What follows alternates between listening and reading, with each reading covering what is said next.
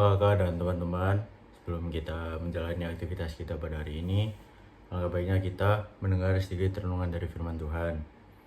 Sebelum itu, marilah kita bersatu dalam doa. Tuhan Yesus, nama kasih Tuhan atas pertolongan sepanjang malam sehingga kami dapat bangun dengan sehat, kuat, siap menjalani hari ini ya Tuhan. Dan juga sebentar kami akan melakukan aktivitas kami hari ini. Sertai kami, beri kami hikmat ya Tuhan. Tapi sebelum itu kami akan mendengarkan sedikit dari bacaan firman-Mu. Kau berkati renungan yang akan kami baca dan renungkan hari ini ya Tuhan, sehingga dapat bermanfaat bagi kehidupan kami masing-masing. Terima kasih ya Tuhan, dalam Yesus Kristus, haleluya, amin. Jadi kakak dan teman-teman, judul renungan yang akan saya sampaikan hari ini berjudul Memiliki Pikiran Kristus. Ayat yang akan saya bacakan ada di 1 Korintus 2 ayat yang ke-16. Sebab siapakah yang mengetahui pikiran Tuhan sehingga ia dapat menasihati dia, tetapi kami memiliki pikiran Kristus. Amin. Jadi, peperangan dalam hidup kita itu dimulai dari pikiran. Perenungan juga dimulai dari pikiran. Banyak ayat dalam Alkitab memberitahukan kepada kita betapa pentingnya untuk berpikir secara tepat dan benar, karena pikiran itu juga memiliki kesanggupan daya cipta. Oleh sebab itu, pikiran itu sangat memengaruhi keberadaan kita nantinya. Jadi pikiran yang baik akan menghasilkan buah yang baik dalam kehidupan. Begitu juga sebaliknya. Jadi pikiran adalah pusat dari apa yang kita putuskan dan kerjakan setiap hari dalam kehidupan kita. Poin yang pertama yang akan saya sampaikan adalah tidak memaksakan kehendak sendiri. Jadi hal yang disampaikan dan diajarkan pada murid-muridnya pada waktu itu adalah tidak memaksakan kehendak kita sendiri.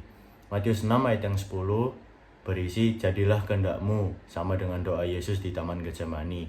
Bukan kehendakku yang jadi, melainkan kehendakmu. Perkataan dan doa Yesus ini mengajarkan kepada kita bahwa dalam pikiran kita harus sepenuhnya berserah pada Tuhan. Allah kita yang memegang kendali atas kehidupan kita. Jadi jangan jadi orang Kristen yang suka ngancam Tuhan ketika apa yang kita rencanakan tidak berjalan sesuai rencana kita. Namun jika seseorang yang pikirannya sudah diperbaharui, maka ia pasti memiliki pikiran Kristus, yaitu pikiran yang sejalan dengan kehendak Kristus. Lalu poin yang kedua adalah tidak memikirkan yang berlebih atau overthinking. Ya, seringkali kita sebagai anak muda, kita memiliki ekspektasi yang terlalu tinggi dari apa yang patut kita pikirkan. Tuhan Yesus mengajarkan kita dalam Matius 6 ayat 11, itu mencukupkan diri setiap hari dengan apa yang ada. Mari kita bicara satu kata ini, yaitu cukup. Kalau kita tidak mau belajar dari kata cukup ini, maka kita akan menjadi overthinking. Dan ini menyebabkan kegelisahan, kekhawatiran, bahkan ketakutan dalam kehidupan kita. Untuk itu, Tuhan Yesus juga mengajarkan kita, kesusahan sehari cukuplah untuk sehari. Matius 6 ayat 34. Masalah yang kita pikirkan hari-hari dapat membuat kita kelelahan atau burnout. Tapi mulailah bersyukur dan memahami bahwa rahmat dan kasih Tuhan selalu baru setiap hari bagi kita orang-orang percaya. Di tengah-tengah masalah yang kita alami setiap hari, pasti ada rahmat Tuhan yang tidak ada habis-habisnya bagi kita. Oleh sebab itu, janganlah overthinking buat segala sesuatu yang belum terjadi di dalam hidup kita. Ya, ayo kita stop pikirin hal-hal yang negatif, asumsi dan opini orang lain terhadap kita, gosip-gosip, serta perkataan negatif orang terhadap kita. Ya, kita harus percaya kalau Tuhan itu berkata yang berlaku dalam kehidupan kita dan bukan perkataan orang lain. Lalu poin yang ketiga, itu tidak menyimpan sampah. Nah, Tuhan Yesus itu mengajarkan pada kita untuk mengampuni orang lain seperti Bapa di sorga sudah mengampuni kita. Matius 6 ayat 12. Oleh sebab itu, jangan kita menyimpan dendam, sakit hati, yang adalah sampah dalam hati dan pikiran kita. Dalam kehidupan sehari-hari aja, kita membuang sampah setiap hari. Begitu juga dalam hidup kita. Hendaknya kita juga jangan ada sampah kebencian dalam hati kita. Milikilah pikiran Kristus, yaitu mengampuni. Dan mengampuni itu bukan cuma satu kali saja, namun berkali-kali, kayak Tuhan Yesus Kristus yang telah mengampuni kita. Berbuatlah demikian juga pada sesama. Jadi kita itu harus berpikir seperti Kristus berpikir.